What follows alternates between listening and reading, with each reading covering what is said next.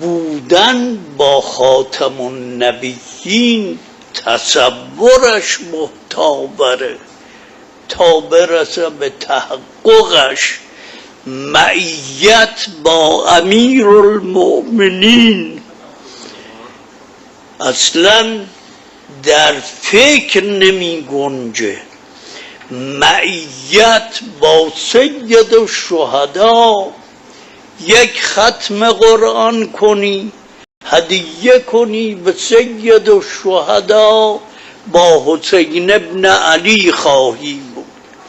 یک ختم قرآن کنی هدیه کنی به امام زین العابدین، با او خواهی بود.